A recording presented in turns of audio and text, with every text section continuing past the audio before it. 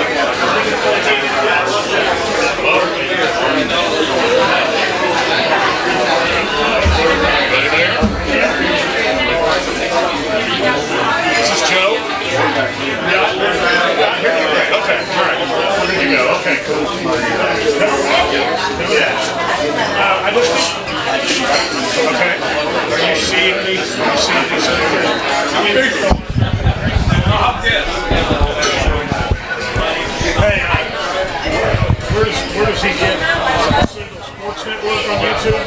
Okay, Citadel Sports Network. Sorry about that. I should have had that. Just type in Citadel Sports on YouTube. Okay, type in Citadel Sports on YouTube.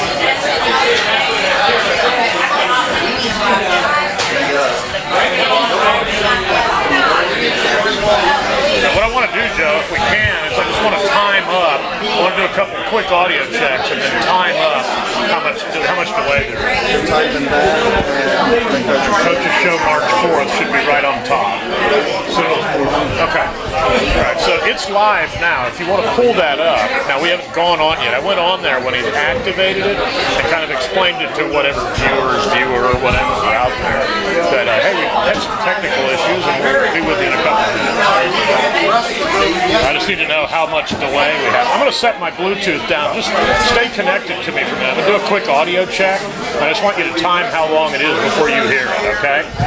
I'll pick my headset up again and talk to you in just a minute on my Bluetooth. Actually, I'll do it this way.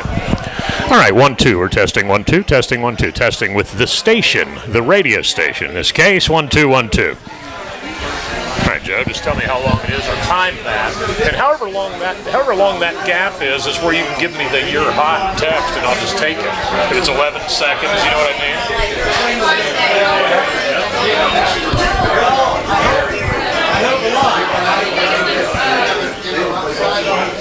He says, it said we'll be back soon. He says the YouTube feed says we'll be back soon. Okay. Well, so I'm trying to have him do a time check. Is it up now? Is it up now? Okay. All right, 1, 2. That's crazy, man. He's activated again. You ready? You ready to go? Okay, test 1, 2, test 1, 2. Checking with our station 1, 2, 3, 4. All right, Joe, if you'll time that up and let me know where we're at. And however long this delay is how long of a cue I would need, you know. I hear it on that end. So what is it? What, about 7 seconds?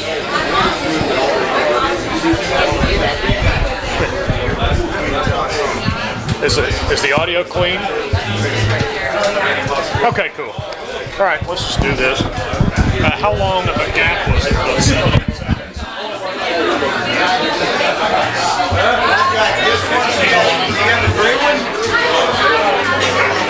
That's what I need to do. Let's give you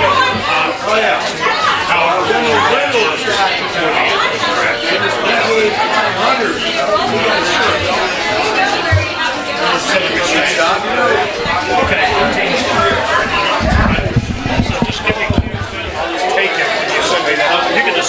go. Okay?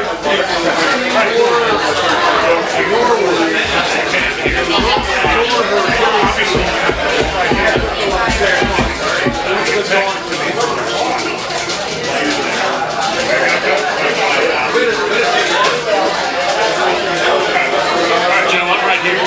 Okay?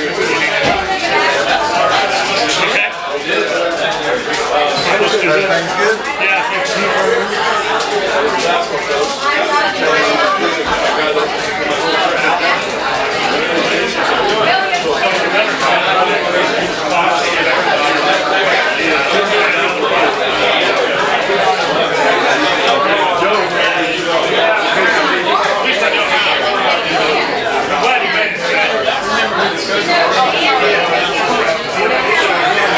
If you want to let him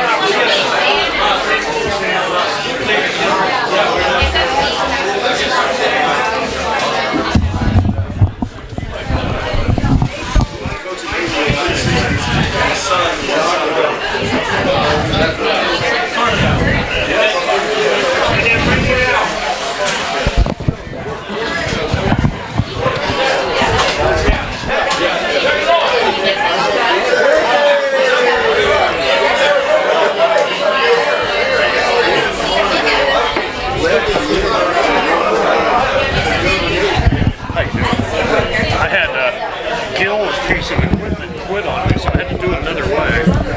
We'll pull it off. All right, if you want to count me in when you're ready to go, I'm ready to go. If you want to count me in when you're ready to go, I'm ready to go.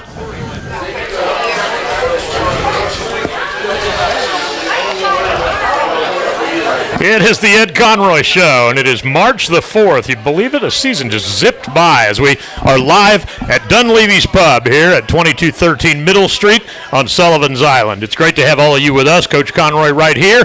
And, of course, the Ed Conroy Show is a presentation of Cutwater Spirits, Kirkman Broadcasting, and, of course, Citadel Athletics. And, Coach, obviously, the Bulldogs fall in the regular season finale Saturday, and it was a harder-fought game, a harder-fought game than a 12-point margin would indicate. 92-80 loss at Samford, but, again, much closer game, I think, in terms of fight than the final score would indicate. Oh, it really was. We got it to where 10 minutes ago I think it was tied or up or down one, and had a couple possessions there. And hey, we were in a good spot. We had them in a little bit of foul trouble.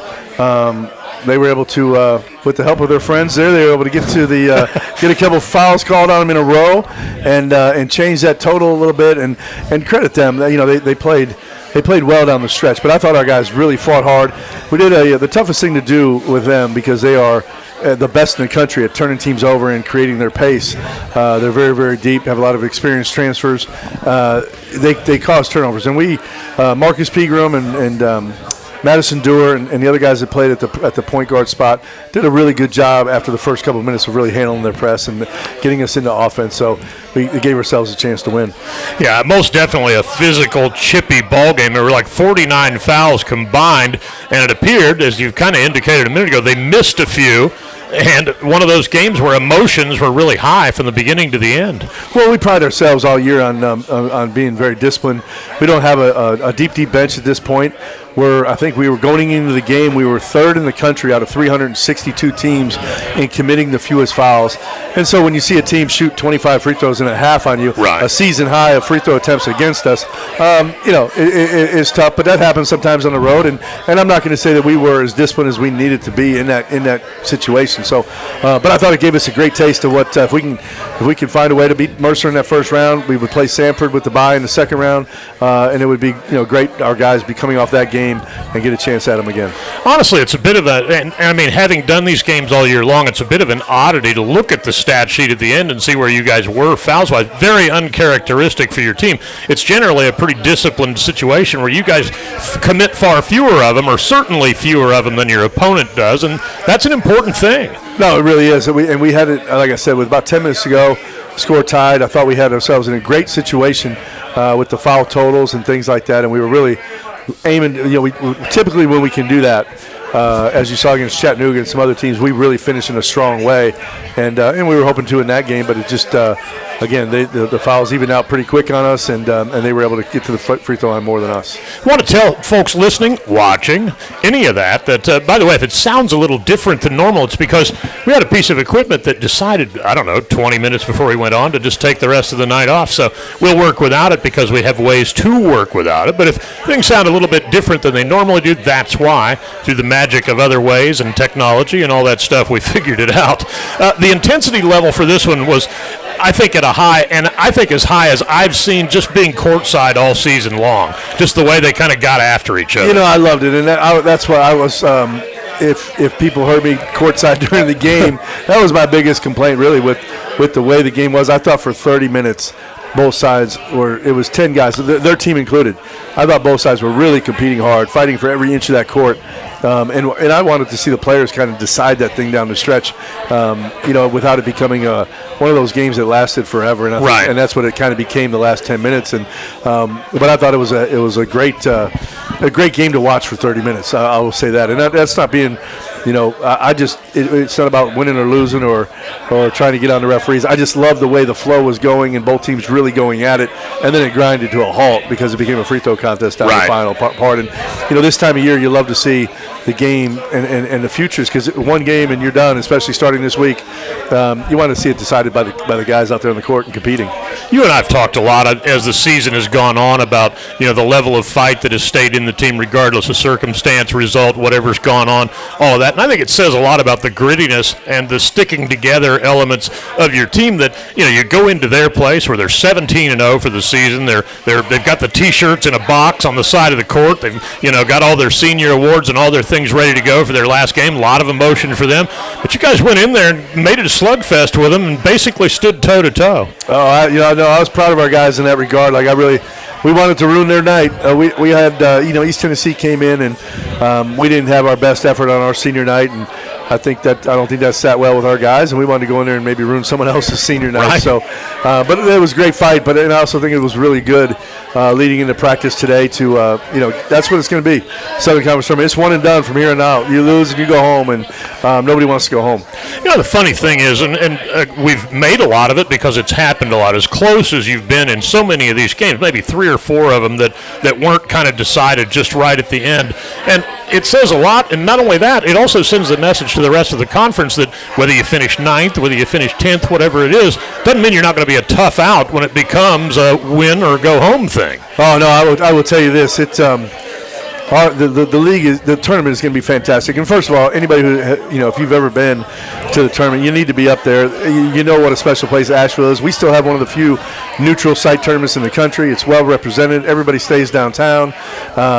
It's a round robin season, so when you play people in the tournament, it's for the 3rd time, and that familiarity brings out the competitiveness in basketball. So it's a great event. And every day when you win, that party just grows. So something we certainly want to be a part of, all the way to the finish. But come to Asheville if you have any chance to get up there, and I think you'll see great basketball. When you talk specifically about what our challenge is, our side of the bracket, I think is a rough road for anybody on our side. I would not want to be, Sanford or anybody else on our side of the bracket. I think Mercer's won 5. I think 5 of the last 6 or 7. They've had 5. The best 5 offensive performances of the year have been in their last 6 games. They are rolling.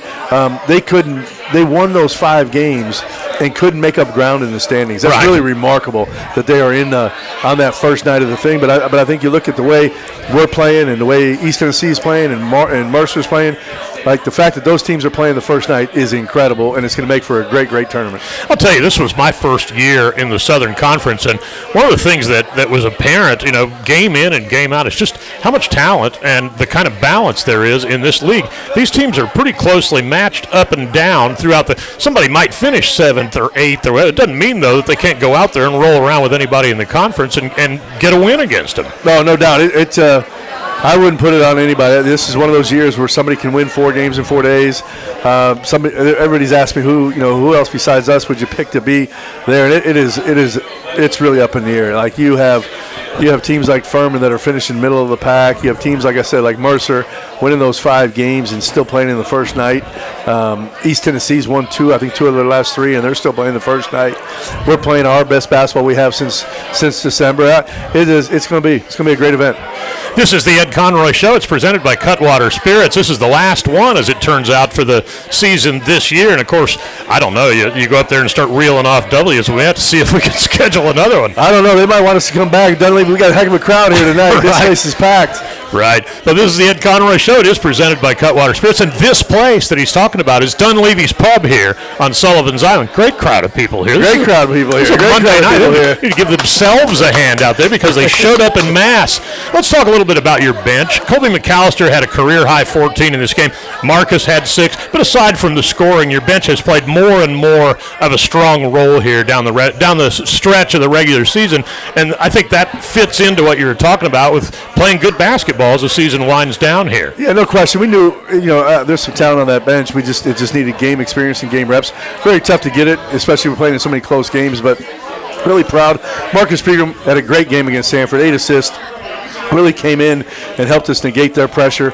Colby McAllister, his best night probably of the year, and he can really help us shooting the basketball.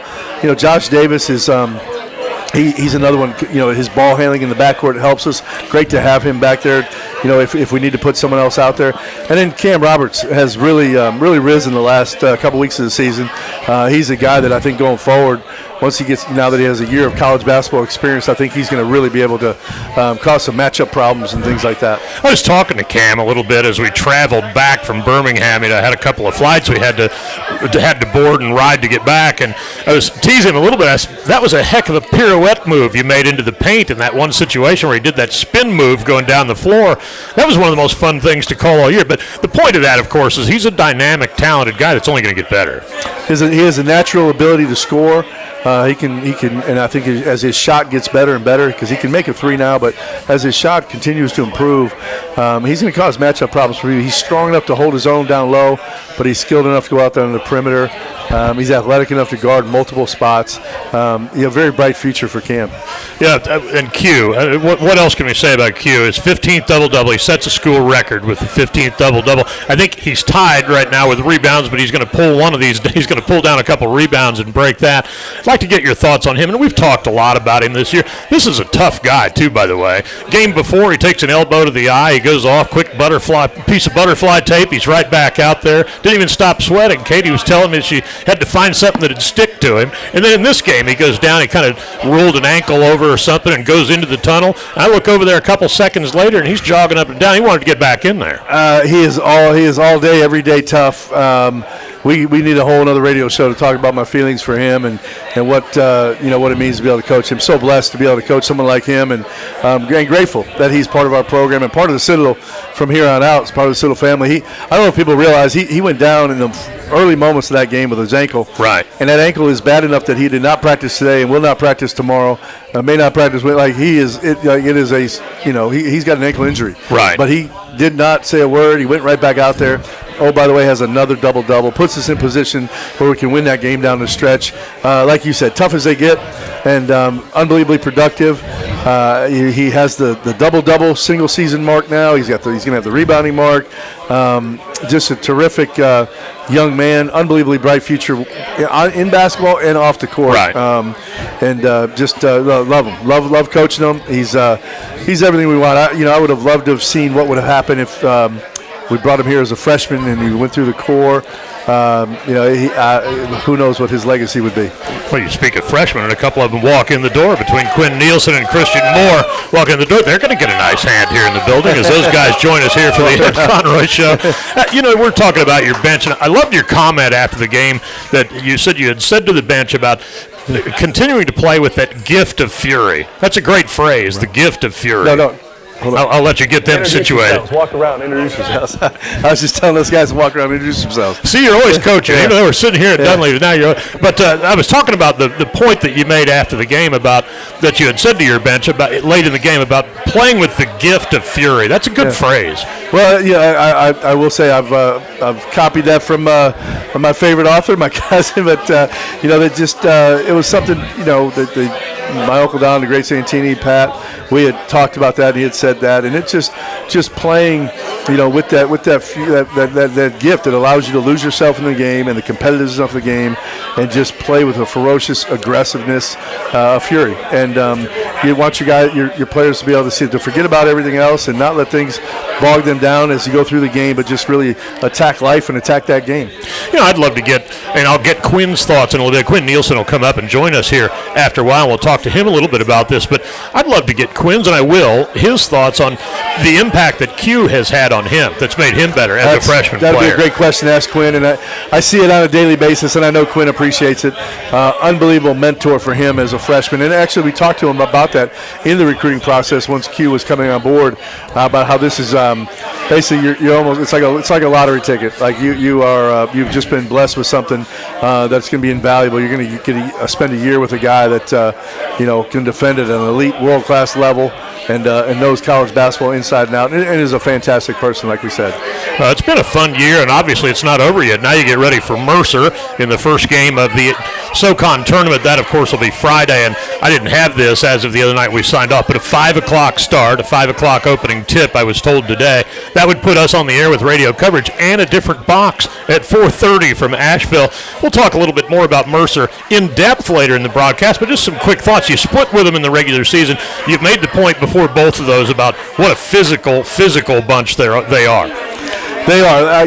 I've told people several times, but Coach Gary and I, Coach was at Purdue when I was at Minnesota, and we had some great battles. We cost them a league championship one time when at home when Purdue came in to play us. We beat them at the barn up there in Minnesota. But those were physical, absolute battles, and that's their team now. They are the most physical team in the Southern Conference. We were kind of built that way, early on, but losing Winston and Christian like we did, we're not quite as physical, but we still have that in our DNA. And when we've played them, that's what it's become. And really what it's going to come down to, we have to show the ability to be tough and play through that contact and get to the free throw line, get the fouls called for us, and limit McCreary for them. He is playing terrific. Right. And every time he scores, I don't think they've lost a game when he's been in double figures this year. When he scores points like he has been lately in the 20s, awfully hard to stop them. We did a great job last game of limiting. First of all, we were fantastic on offense, and we really flowed offensively. One of our better offensive performances at their place. But we did not.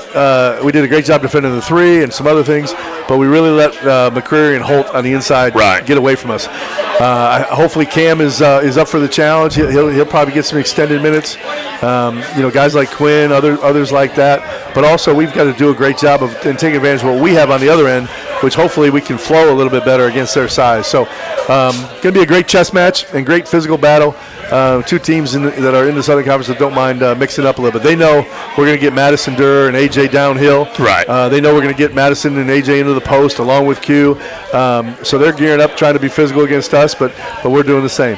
We talked earlier about I'll let you tell me the chippy nature of that game. There were a couple instances, and I've seen this a lot, but I've not seen it done the way they were doing it. What I'm getting at is you see this a lot on out-of-bounds plays where a guy will shove the ball back in at the legs of an opponent to save it and have it go off. What was with Graziani continuing to do that? Is that to prevent the 5-second by the 10-second? Why was he doing that on the floor in the middle of the floor like that? Firing the ball at people's legs. I don't know. It was certainly interesting, but it was that game was a little bit chippy on Saturday, and but that's people are fighting. These guys across the country, everybody in college basketball knows just how special this time of year is, but you have to bring it. You really do, and you'll be going home fast. If you start the game and aren't ready to go, you're going to be going home in a hurry. So I'd love to get your thoughts on this too. An opponent like this that you've already seen twice this year, one that you're infinitely familiar with at this point, how much do you alter things up in terms of game plans and scouts and things like that when you get around to the second and now the third time you're going to see somebody? Well, great question, and obviously the familiarity is there, so the guys can pick up scouting report things and adjustments quickly, and so you do make some tweaks to what you're doing, but at the same time you have your identity established by now, and really what I think you need to do. We have a unusual 4-day week before we play the game, so really for almost 5 days of practice, if we want to use all 5 that way. I like to really stay sharp, go hard, but go short. Don't get anybody hurt, but go short, but keep an edge. And so we'll have live segments every day this week, and we'll just install the game plan kind of in segments, offensively and defensively. And then really, I'm a big believer in fine-tuning some little fundamental things that are core to what we do. So It's not really a change, but it's get better. I still think you can get better right down to the finish line, get better at a couple things that maybe we haven't been doing well. For instance, we've been a great defensive rebounding team all year. This last few weeks, we've let that slip a little bit. We have to get back to hitting bodies and being a great box-out team and letting people only have one shot. And there's some little things like that along the way. But that's what I like to use this time for. So a word I'd like to use is routine. And baseball managers for years, that I've worked with at various levels have always talked about routine. And what I'm getting at is you get into a tournament or even a playoff type situation where your schedule gets a little bit different. How much do you do your best to just adhere to the routine? The same things you've been doing all yeah, you got 1 extra day and there are 2 extra days in there, but how much do you just adhere to the routine? I would assume that's an important element, that you just stay on rhythm with the same routine. Yeah, and I think the closer you work backwards and the closer you get toward game time, the routine becomes more rigid, but early in this week, a little bit of time to develop the individuals, a little bit of time, like I said, to tweak some things, and so not quite as rigid in the routine, and try to be a little bit creative this time of year with some drills and things like that to spice it up a little bit. But as we get closer to Friday, well, you can bank on this. We're going to be eating dinner at 7 o'clock on Thursday night, right. like we always do. So once we get within 24 hours of that game, and really 48 hours, a lot of our routines and rituals come into play. Yeah, and in the course of a season, you look down the itineraries and there's so much of an identical element, and that's on purpose because you want everything to kind of be regimented the way that guys are used to, comfortable with, and they can go out there and do what they do. No question, and hopefully those habits, they can lean back on those under pressure. Under pressure, you fall back to your training, and you can't have you just can't hope and wish something's going to happen now that you haven't been doing all year. I'd like to get, before we take a quick break here, I'd like to get your thoughts on your freshman class. 2 of them are here. Quinn will be up here next in the next segment. Christian, of course, one of the unfortunate guys that we really lost pretty early in the season. But those guys have, one thing about being a freshman is all of a sudden for the first time in your life, now you're playing real road games and staying in hotels. There's a lot of routine. You're playing bigger, faster, stronger, much more experienced guys. The talent level, big difference. How do you feel that group has made progress over the course of the season? I think they've done some really great things. It doesn't always show up in the game. Like Quinn Nielsen's here tonight. He's going to be a really good player for us. He's improving by leaps and bounds in practice. Just hasn't been the right, especially with Q logging the minutes he does. Right. And then when we take Q out, a lot of times we change our lineup to a little bit of a smaller lineup. So there really just hasn't been the place to put him in a game. But he has certainly improved, and many other guys have like that behind the scenes. And then when you really need them, like Cam, you bring them out there, and obviously they show well. But we really pride ourselves on our player development. And you look back, Austin Ash was a guy that came from Iowa, and he went from making very few threes in his career to making over 100 in a year. Right. But Elijah last year, his statistics from last year to this year is an incredible jump. And AJ, an incredible jump on both ends of the floor. Madison, incredible. Like, we really pride ourselves on our player development, and I think now that we're here in our program into the second year, and we go to the third, fourth, fifth year, I think people will really see, and recruits will see, that's a real difference maker. Well, it's time for us to take a break. This is the Ed Conroy Show. It's presented by Cutwater Spirits. We're live tonight at Dunleavy's Pub here at 2213 Middle Street on Sullivan's Island. We're talking Citadel basketball till 8 o'clock. And coming up, we'll have Quinn Nielsen on with us. Time out right here. Back with more after this on the Citadel Bulldogs Radio Network.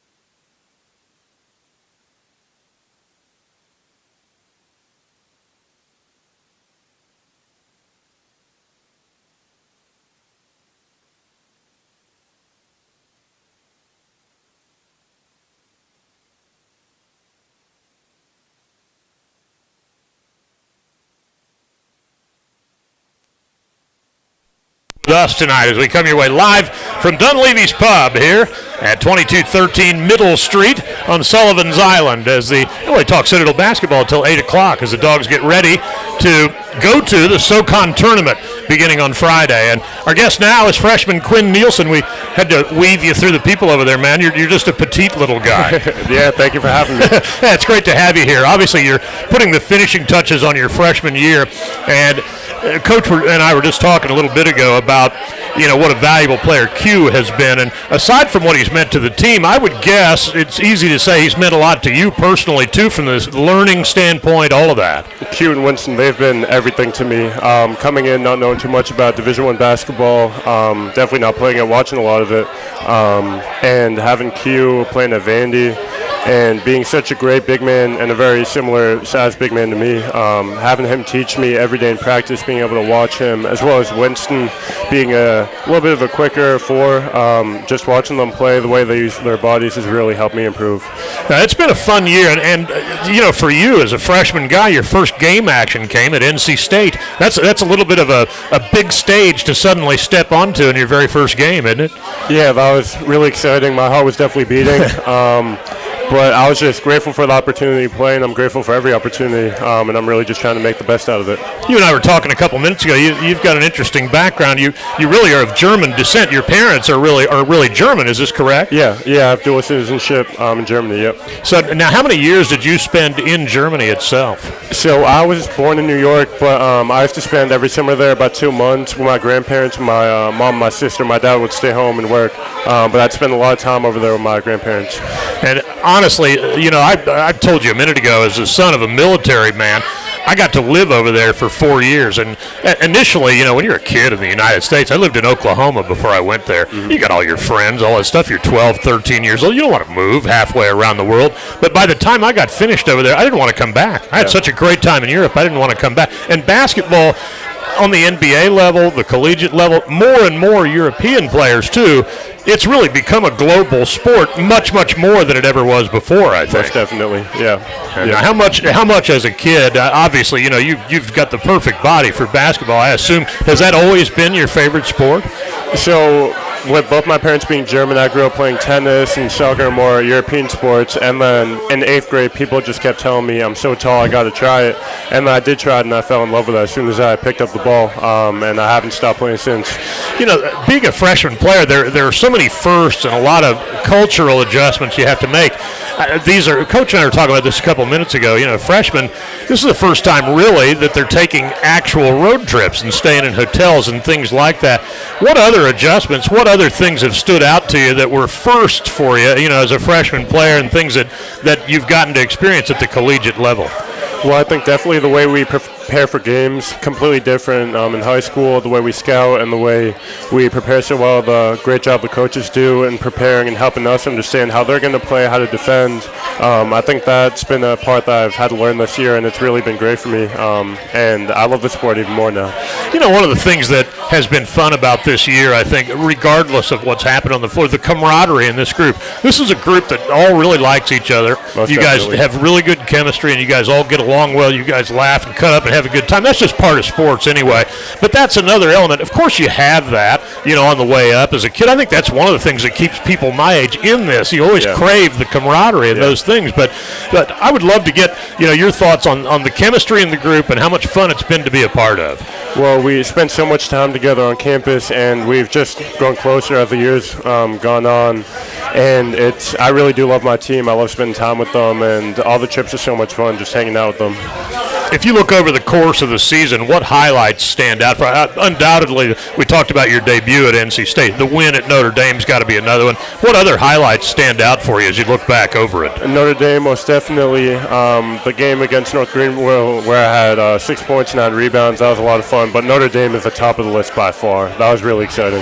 Yeah, and that win, I think, was one that, regardless of what Notre Dame just did knock off Clemson, I think, yesterday, or day before yesterday, too. So, by the way, Notre Dame is not a team that can't play basketball. Not at all. But, among those highlights, and we talk about this is such a large group of underclassmen. I mean, even though you're a freshman player, most of these guys, other than the 3 grad guys between Q and Winston, who's been hurt for quite a while now, and E, all of you guys are kind of in that boat together. Mm-hmm.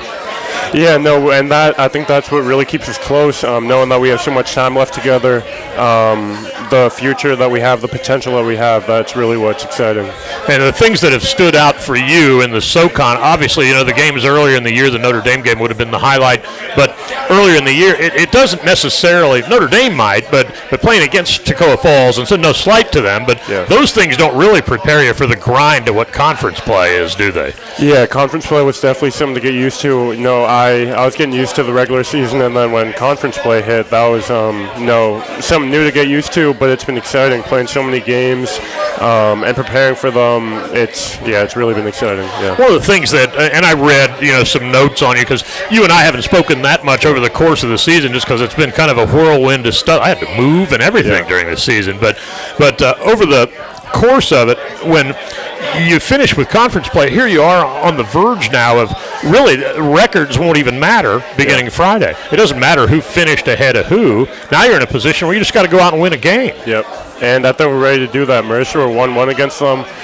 We definitely have the potential to beat them. And then Sanford, we just played them. And in a neutral environment, I think we're really going to have a great chance to beat them. What were the things that surprised you the most when you first got to this level that were kind of like, wow, I wasn't ready? You know what I mean? Just the things that you didn't expect. What are some of those things? Definitely the speed of the game. You don't really understand it on TV. Watching all these games, watching the Citadel play last year, you don't understand the speed and just the physicality of the game. It's really different than high school. Reading up on your bio, one of the things I really liked was where you made the point about how the atmosphere in the program was like a family. Can you expound on that a little bit, how that impressed you? Most definitely. I mean, the fans that we see, they're with us all the time, and we talk to them, and they really care for us, and they interact well with us, and we love having them in McAllister. It's always a great time when the fans and the cadets come out.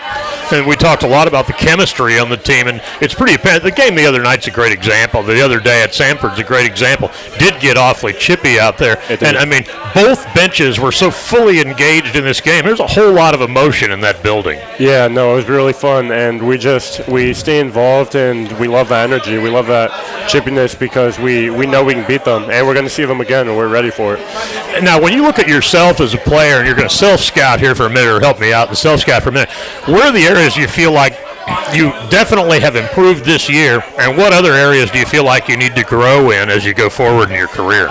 So I came into summer workouts weighing 240 pounds. I gained 20 pounds of muscle. I'm now 260. Which road trip did you do that, by the way? They feed us pretty well. Oh, they do. Yeah, no, it's amazing. But, yeah, so that, and then just, yeah, I mean, that definitely, that's helped me improve being quicker, guarding the ball, and just finishing better around the rim, just really making sure that my close hook shots are going in. The future would appear to be bright, and of course, college sports has evolved so much.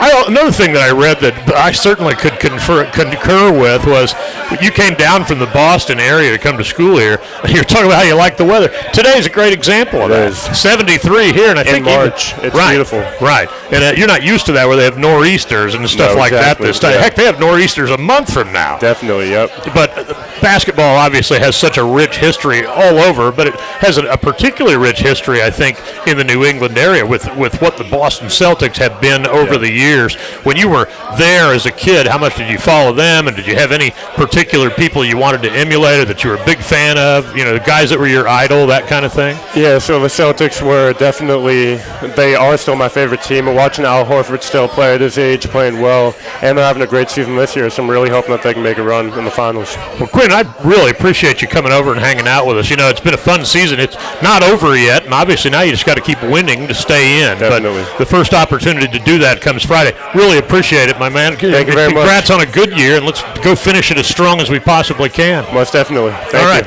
Quinn Nielsen, 6'11", 250, all of him, sitting right here, freshman, big man for the Citadel Bulldogs. And we're going to take another time out here. On the other side, we'll find another guest, and we'll talk some more. That'll come your way next. Joe Mack is running us in the studio tonight. I want to point out Joe Mack is doing a heroic job doing so as we face some technical difficulties today, but sure enough, we navigated and found our way around it. And we will continue doing that on the other side of this timeout. This is the Ed Conroy Show presented by Cutwater Spirits. We're at 2213 Middle Street, Dunleavy's Pub here on Sullivan's Island, and we're back with more after this on the Citadel Bulldogs Radio Network.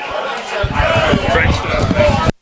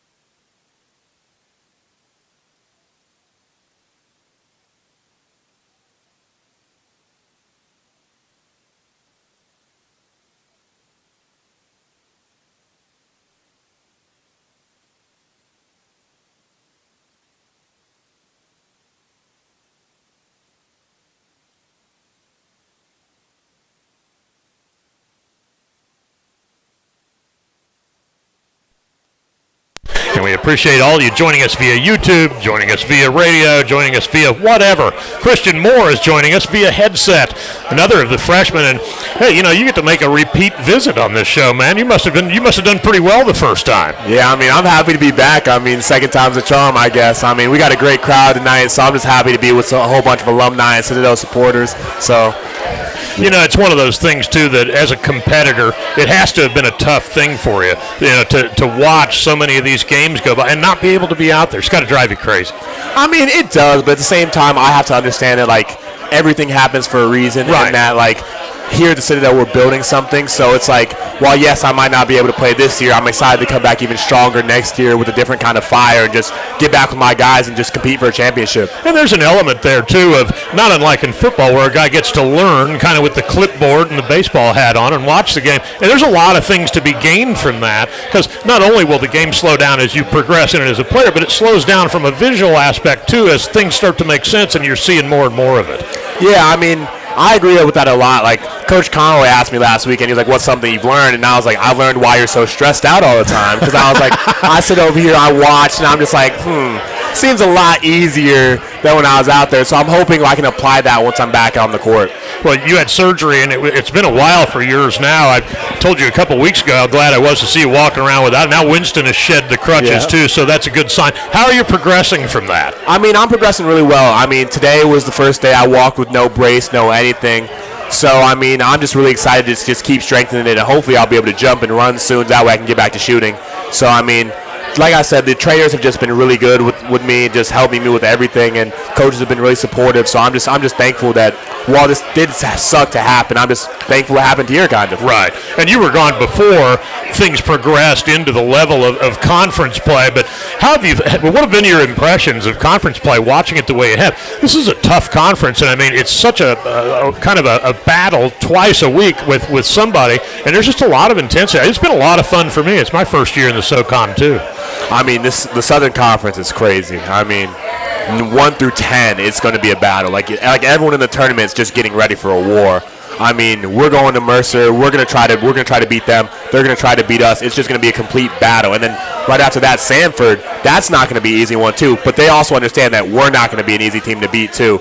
So the Southern Conference, I'm super excited to get down to Asheville and see it firsthand because I know the conference tournament is going to be a different beast. And the regular season was already crazy enough. Yeah, and the other thing is, the familiarity element. This will be the third time that, that the teams have gotten together this year, Mercer and the Citadel. So that, I think, adds an element to it. You also are a big baseball guy. And one of the things managers would always tell me over the years that I've worked in baseball that I don't want to see these guys for a 4-game series. We'll be throwing at each other. In other words, the familiarity sort of breeds some contempt because of the rivalry element.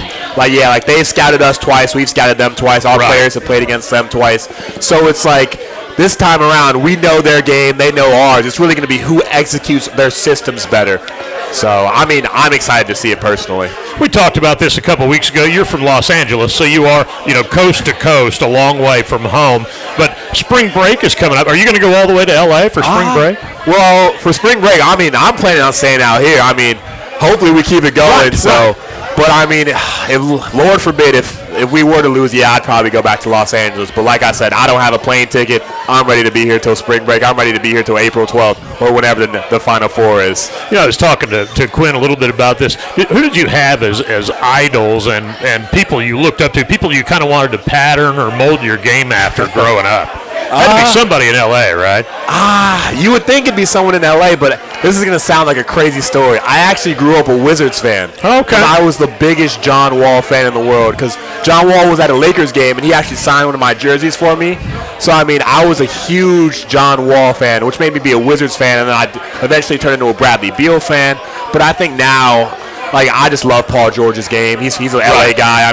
He's on the other LA team though, so I can't root for him, but I sure do love to watch his highlights. I try to model my game after him the best I can. I got a chance to see him play a lot much earlier in his career when he was with the Pacers, and at times, he's been a little bit of an enigmatic guy. Sometimes, of course, in the age we're in, everything gets covered every second of every day anymore. But I always found him to be a really good player. And when he was much younger, I don't think he had exploded as much as he has now.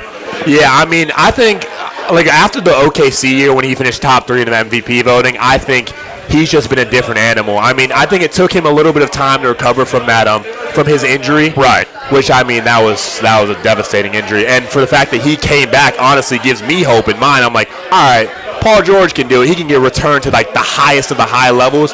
I can surely do it. You know, I think a lot of people don't think about it necessarily. In the game, of course, they do. But you know, as you go further and ultimately down the road when you finish what will hopefully be a great college career, there are a lot of opportunities to play basketball after it, even if it isn't here in the United States. Yeah, I agree. I mean, I know like my dad played overseas. My dad played in like Ecuador and I believe in somewhere in Spain. Right. So I mean, he's definitely talked about how like playing overseas was just great for him. It helped him learn Spanish. I mean, right. It just opened so many doors, and it's like, who doesn't want to get paid to play basketball? Right. So I mean, it's definitely an option I'm thinking about, but I mean, I just got to get through my business management undergrad first. So. Well, yeah, of course. I was talking to Cameron Wells about this the other day, and he, of course, spent a lot of years playing basketball overseas. And I think one of the things that people don't think about, but there's a real value in, is getting to experience these cultures in other parts of the world. I got to do that as a kid because my dad was in the military. I was talking to Quinn about living in Germany, you know, when I was a teenager. But getting to experience some of these cultures in other parts of the world where the history is measured in thousands, not hundreds, that's pretty cool. Yeah, that's really cool. Like, I'm personally a guy who's kind of well-traveled. I mean, I'm from Los Angeles, but I went to boarding schools in Massachusetts and at Avon Old Farms in Connecticut. So, and now I'm in South Carolina. That's 3 different parts of the country. I mean, and I would say it definitely helps you broaden your horizons, meet different kinds of people who live different kinds of lives than you. And it just like, I think it helps you as like to be a holistic person. Well, Winston, of course, said he will probably come to the tournament up in Asheville. Any plans for you at all to try to come to any of the games as the season winds down? Oh, I'll be there. Asheville, I wouldn't miss it for the world. There you go. Got to be there in the building. It would drive me crazy to sit there and watch your teammates on TV.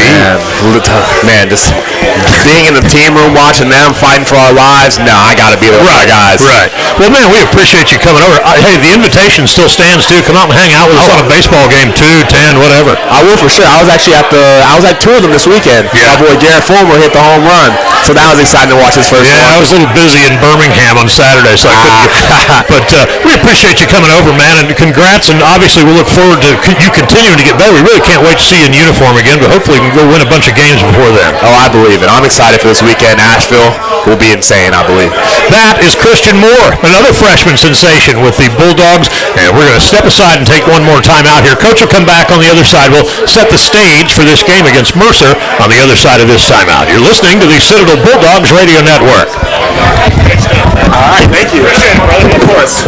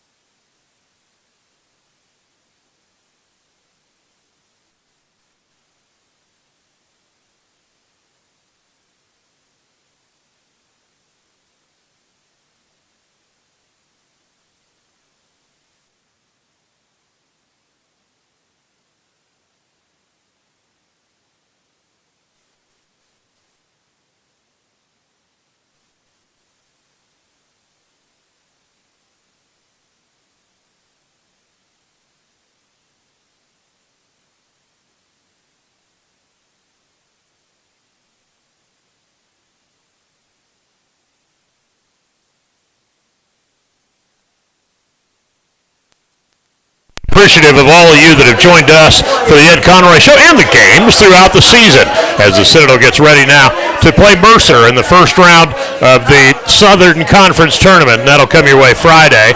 That is a 5 o'clock opening tip in Asheville. And we'll, of course, have radio coverage of that first one at 4:30. I say first one because, look, we're going to be optimistic. The Bulldogs are going to go up there and get past Mercer and then see if they can maybe get a little rematch going with Samford. We'll certainly find that out. But I want to say thanks to Joe Mack, too, who's done a great job for us all year long running on that end, and others in the studio. Certainly Radio Bassman has helped us out all year long. Terry Bass, all kinds of folks at the radio station have been very helpful executing these broadcasts, and none more so than Joe Mack today with some of the adjustments we had to make on the fly. They always talk about sports being games of adjustments, but sometimes radio and broadcasting is definitely a game of adjustments too. Coach Conroy about to put the headset back on here. And, Coach, now we talked a little bit about it a few moments ago, but now you do get ready for this game against Mercer. And this is a win-or-go-home team you know very well, team you split 2 games with, and rallied from a pretty good-sized deficit in the first one to do so. What are your thoughts on the Bears?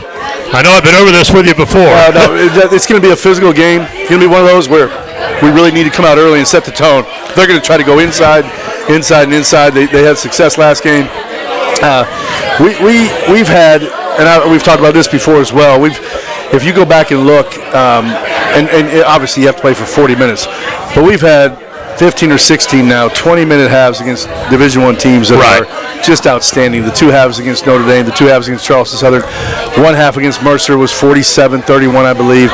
Our first half, even though we didn't defend them as well, our first half there was outstanding. So we've had 2 really good halves against them. They've had 2 good ones against us. It's about as even a match game, I think, as you can get. And also, I think both teams are playing really well right now. I would say they're the hottest team in the league.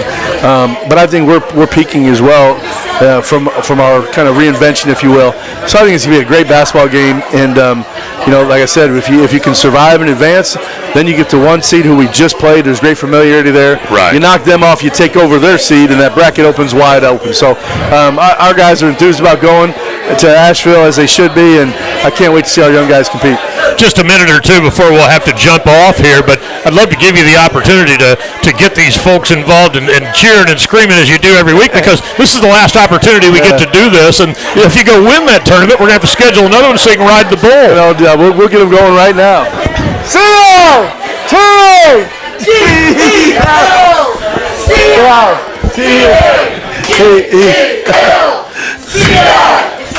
There you go. Yeah, you see, you guys could be part of this out here at Dunleavy's, but you're not. But joining us on YouTube, we appreciate all of you. I want to say thanks to not only Dunleavy's, but also El Jefe and Citadel Nation of being so supportive of these shows and the games and our broadcast. Huge appreciation for all of it. Coach, it's been a fun season. Let's hope the most fun part of it is yet to come. Absolutely. We need to bring home that trophy and fill up McAllister Fieldhouse and put a banner up. Well, that'll about do it for us. I want to say thanks to everybody who's joined us for these shows. We really kind of put this together on the fly about midway through the season or just past the midway point. And honestly, it's been so much fun. I don't know what I'm going to do next Monday. I guess I'm going to have to find something. Becoming part of everybody's weekly calendar and their ritual, so it's a good thing. But great crowd here tonight. I appreciate everybody stopping by. But we've packed this place out with Citadel people. Great to see the enthusiasm. Yeah, this is a Monday night, by the way, and Monday nights are tough sometimes in this business. Well, that'll about do it for us. Thanks again to all of you who have watched. Thanks to all of you who have listened. And thanks to you guys here in the building at Dunleavy's. You guys have been great. You guys deserve a hand yourselves. Give yourselves one, please. Okay, the ones that can hear me anyway. That'll do it for us. Thanks again, everybody. We will talk to you on Friday at 4:30 for pregame coverage with your Bulldogs and the Mercer Bears, with tip coming at 5 o'clock. That'll do it for us. We'll talk to you then. So long, everybody, and go Dogs.